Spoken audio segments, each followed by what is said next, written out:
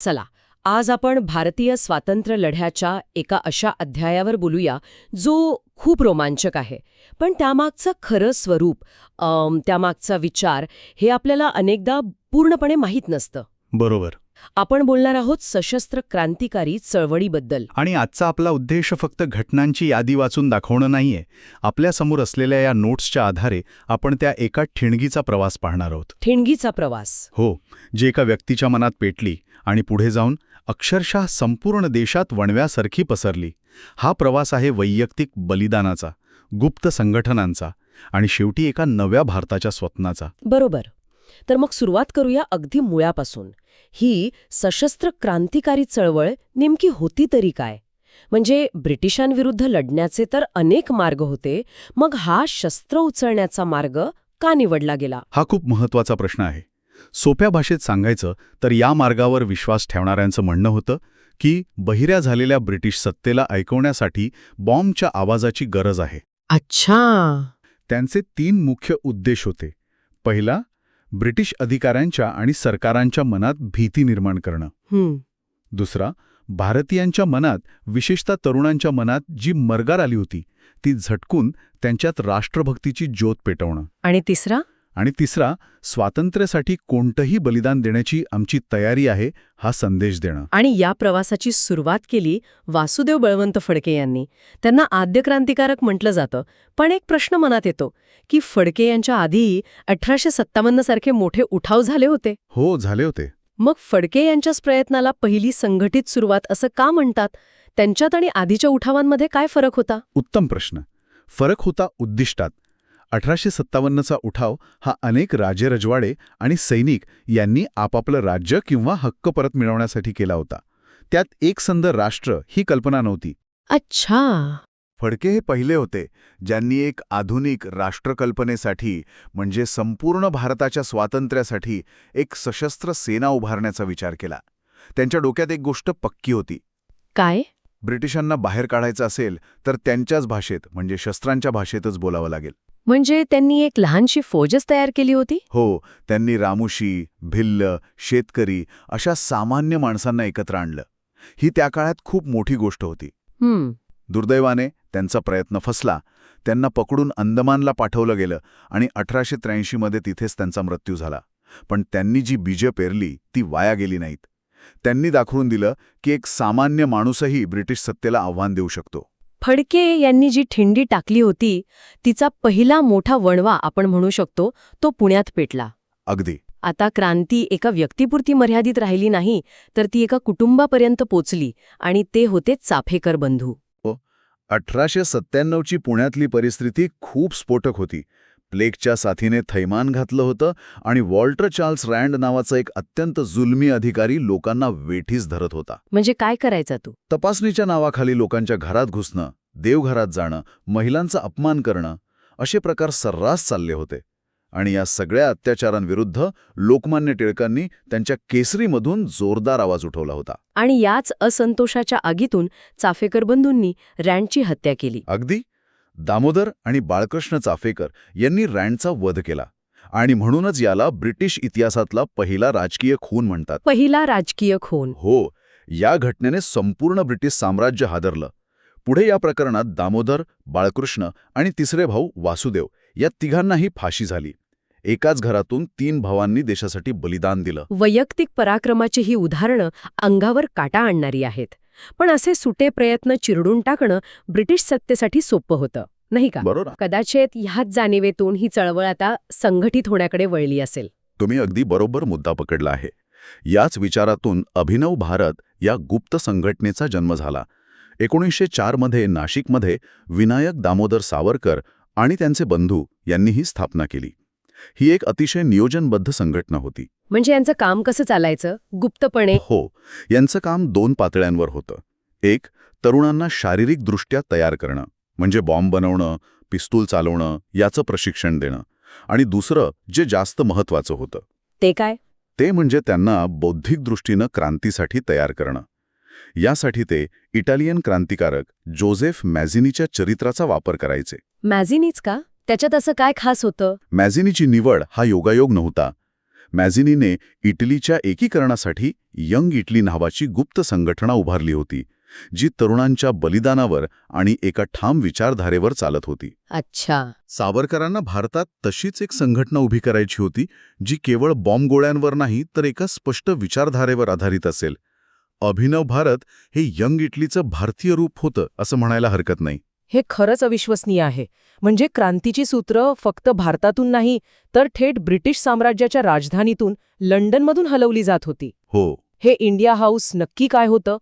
ते एखादं हॉस्टेल होतं की क्रांतिकारकांचा अड्डा? दोन्ही. वरकरणी ते भारतातून शिकायला येणाऱ्या विद्यार्थ्यांसाठीचं एक वसतिगृह होतं, ज्याची स्थापना श्यामजी कृष्ण वर्मा यांनी केली होती. आणि आतून?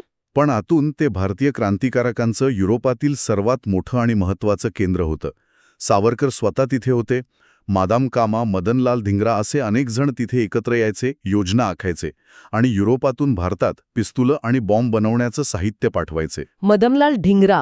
हो. मदनलाल धिंगरा यांनी कर्झन वायली या ब्रिटिश अधिकाऱ्याची लंडनमध्ये हत्या केली, ती याच इंडिया हाऊसच्या प्रेरणेतून. म्हणजे एकाच वेळी महाराष्ट्रात अभिनव भारत आणि लंडनमध्ये इंडिया हाऊस काम करत होतं. पण त्याच काळात बंगालमध्ये तर अक्षरशः क्रांतीचा ज्वालामुखी उसळला होता. हो, आणि त्याला कारण ठरली 1905ची बंगालची फाळणी. लॉर्ड कर्झनने केलेली. बरोबर. लॉर्ड कर्झनने प्रशासकीय सोय हे कारण दिलं, पण खरा उद्देश होता हिंदू मुस्लिम ऐक्याला सुरुंग लावून राष्ट्रीय चळवळ दुर्बल करणं. पण झालं उलटच. काय झालं? या फाळणीने संपूर्ण बंगाल पेटून उठला. अनुशीलन समिती आणि युगांतर यांसारख्या शेकडो गुप्त संघटना तयार झाल्या. खुदिराम बोस आणि प्रफुल्ल चाकी हे त्याच काळातले, बरोबर? अगदी बरोबर. त्यांनी किंग्सफर्ड या जुलमी न्यायाधीशावर बॉम्ब हल्ला करण्याचा प्रयत्न केला. दुर्दैवाने त्यात 2 ब्रिटिश महिला मारल्या गेल्या. यानंतर प्रफुल्ल चाकी यांनी स्वतःला पोलिसांच्या हवाली करण्याऐवजी स्वतःवर गोळी झाडून घेतली आणि खुदिराम बोस पकडले गेले. आणि त्यांना फाशी झाली तेव्हा ते फक्त 18 वर्षांचे होते. हो, फक्त 18. आजच्या काळात आपण या वयात कॉलेजचा विचार करत असतो आणि त्या वयात देशासाठी हसत हसत फासावर जाणं ही कल्पनाच अंगावर काटा आणते. खरंय. त्यांच्या बलिदानाने संपूर्ण देशात एक स्फुलिंग पेटवलं. ही चळवळ आता फक्त महाराष्ट्र किंवा बंगालपुरती राहिली नाही, ती देशाच्या सीमा ओलांडून आंतरराष्ट्रीय झाली. आणि याचं सर्वात मोठं उदाहरण म्हणजे गदर चळवळ. गदर. हो, या नावातच एक वेगळा आवेश आहे. ही चळवळ तर भारतात सुरू झाली नव्हती, नाही का? नाही, ती सुरू झाली अमेरिका आणि कॅनडामध्ये. 1913मध्ये लाला हरदयाल आणि त्यांच्या सहकाऱ्यांनी गदर पार्टीची स्थापना केली. यांचं ध्येय खूप मोठं होतं असं ऐकलंय. खूपच. विचार करा, त्या काळात अमेरिका आणि कॅनडात बसून भारतातल्या सैनिकांपर्यंत पोचायचं हे किती अवघड असेल. त्यांनी हे केलं कसं? त्यांनी गदर नावाचं एक वर्तमानपत्र सुरू केलं, जे वेगवेगळ्या भाषांमध्ये छापलं जायचं आणि जहाजांवर काम करणाऱ्या भारतीयांमार्फत जगभर पसरायचं. म्हणजे एक प्रकारचं इंटरनॅशनल व्हायरल कॅम्पेन होतं हे. अगदी तसंच. त्यांचा मुख्य उद्देश होता ब्रिटिश सैन्यात असलेल्या भारतीय सैनिकांना बंड करण्यासाठी तयार करणं. कारण त्यांना माहीत होतं की ब्रिटिशांची खरी ताकद हे भारतीय सैनिकच आहेत. हो, बरोबर. जर हेच सैनिक फिरले तर ब्रिटिश सत्ता पत्त्यांच्या बंगल्यासारखी कोसळेल. पण या सगळ्या संघटना चालवायला, शस्त्र विकत घ्यायला पैसा कुठून येणार? हा एक खूप मोठा प्रश्न होता. आणि याच प्रश्नाचं उत्तर शोधताना हिंदुस्तान रिपब्लिकन असोसिएशन म्हणजे HRA या संघटनेने एक धाडसी पाऊल उचललं, जे इतिहासात काकोरी कट म्हणून ओळखलं जातं. बरोबर. म्हणजे सरकारी खजिना घेऊन जाणारी ट्रेन लुटण्याची घटना. पण हा फक्त एक दरोडा नव्हता, नाही का? अजिबात नाही. तो ब्रिटिश सत्तेला दिलेलं थेट आव्हान होतं. रामप्रसाद बिस्मिल, अशफाकुल्ला खान, चंद्रशेखर आझाद यांसारख्या क्रांतिकारकांनी ठरवलं की क्रांतीसाठी पैसा लोकांकडून मागण्याऐवजी तो थेट सरकारकडूनच हिसकावून घ्यायचा. तुमचाच पैसा आम्ही तुमच्या विरुद्ध वापरणार. अगदी. हाच त्यामागचा स्पष्ट संदेश होता. या घटनेने ब्रिटिश सरकारला प्रचंड धक्का बसला. पुढे या प्रकरणात रामप्रसाद बिस्मिल, अशफाकुल्ला खान, रोशन सिंग आणि राजेंद्र लाहिरी या चौघांना फाशी देण्यात आली. काकोरी कटनंतर या चळवळीत एक मोठा वैचारिक बदल झाल्याचं दिसतं. HRAचं नाव बदलून HSRA म्हणजे हिंदुस्तान सोशलिस्ट रिपब्लिकन असोसिएशन असं झालं. या सोशलिस्ट शब्दामागे नक्की काय विचार होता? इथे सोशलिस्ट हा शब्द फक्त एक विशेषण नाहीये, तो या चळवळीचा आत्माच बदलून टाकतो. म्हणजे तोपर्यंत क्रांतीचा अर्थ होता राजकीय स्वातंत्र्य, म्हणजे इंग्रजांना देशाबाहेर काढणं.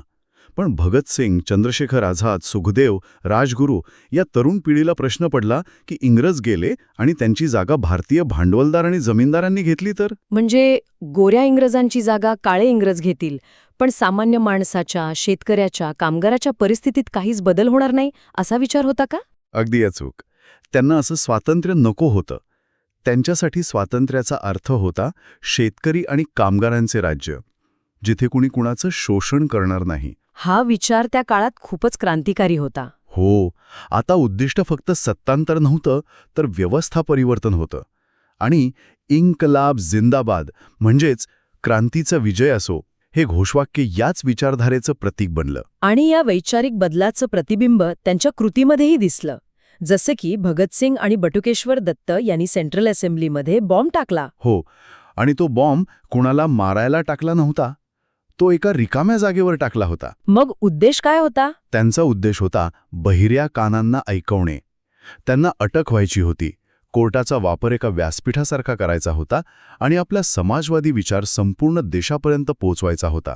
आणि त्यात ते यशस्वी झाले. या प्रवासातला शेवटचा मोठा आणि धाडसी प्रयत्न म्हणून 1930च्या चिटकाव शस्त्रागारावरील हल्ल्याकडे पाहिलं जातं. हो, मास्टरदा सूर्यसेन. हो, मास्टरदा म्हणून ओळखले जाणारे सूर्यसेन. ही एक अत्यंत धाडसी आणि सुसंघटित योजना होती. बंगालमधील चिटगाव इथल्या 2 मुख्य सरकारी शस्त्रागारांवर एकाच वेळी हल्ला करायचा. एकाच वेळी? हो, एकाच वेळी. सगळा शस्त्रसाठा ताब्यात घ्यायचा, दळणवळण यंत्रणा उद्ध्वस्त करायची आणि चिटगावमध्ये एक स्वतंत्र सरकार स्थापन करायचं. आणि त्यांनी हे करून दाखवलं. करून दाखवलं? हो, काही काळासाठी का होईना त्यांनी चिटगाववर ताबा मिळवला आणि तिथे स्वतंत्र सरकार स्थापन केल्याची घोषणाही केली. पण अर्थातच ब्रिटिश सत्तेसमोर हा प्रयत्न फार काळ टिकला नाही. नाही, ब्रिटिश सैन्याने लवकरच हा उठाव मोडून काढला. सूर्यसेन यांना पकडण्यात आलं आणि 1934 मध्ये अमानुष अत्याचार करून त्यांना फाशी देण्यात आली. हा प्रयत्न जरी अयशस्वी ठरला तरी या एका धाडसी हल्ल्याने हे दाखवून दिलं की भारतीय तरुण केवळ सुटे हल्लेच नाही, तर एका लष्करी कारवाईसारखी मोठी योजना आखून ती यशस्वीही करू शकतात. तर आज आपण वासुदेव बळवंत फडठील यांच्या एकाकी संघर्षापासून ते सूर्यसेन यांच्या संघटित हल्ल्यापर्यंत सशस्त्र क्रांतीचा संपूर्ण प्रवास पाहिला. हो, आपण पाहिलं की ही चळवळ कशी एका व्यक्तीच्या बलिदानातून सुरू झाली, मग गुप्त संघटनांमार्फत पसरली, नंतर तिने आंतरराष्ट्रीय स्वरूप धारण केलं आणि शेवटी समाजवादासारख्या एका शक्तिशाली विचारधारेला आपलंसं केलं. बरोबर. या संपूर्ण प्रवासाने ब्रिटिश सत्तेवर एक प्रचंड मानसिक दबाव निर्माण केला. लाखो तरुणांना स्वातंत्र्याच्या लढ्यात ओढलं आणि अहिंसक मार्गाने चाललेल्या लढ्याला एक समांतर आणि तितकीच महत्वाची धार दिली. म्हणजे या दोन्ही मार्गांनी मिळूनच स्वातंत्र्याचा मार्ग सुकर केला. नक्कीच. खरे. या सगळ्या घटनांकडे पाहिल्यावर एक गोष्ट स्पष्ट होते की हे फक्त काही तरुणांनी रागाच्या भरात उचललेलं शस्त्र नव्हतं. नाही, अजिबात नाही. त्यामागे एक विचार होता, एक स्वप्न होतं आणि देशासाठी सर्वस्व अर्पण करण्याची एक अविश्वसनीय इच्छाशक्ती होती. जाता जाता एक विचार सोडून जातो. आपल्या नोट्समध्ये म्हटलं आहे की सशस्त्र चळवळ ही अहिंसक चळवळीला पूरक होती. पण आपण जर त्या काळात गेलो तर त्या क्रांतिकारकांच्या मनात या 2 मार्गांबद्दल नेमका काय विचार असेल? ते एकमेकांना स्पर्धक मानत असतील की स्वातंत्र्याच्या मोठ्या उद्दिष्टासाठी आवश्यक असलेले 2 भिन्न पण तितकेच महत्त्वाचे मार्ग म्हणून पाहत असतील? यावर नक्की विचार करायला हवा.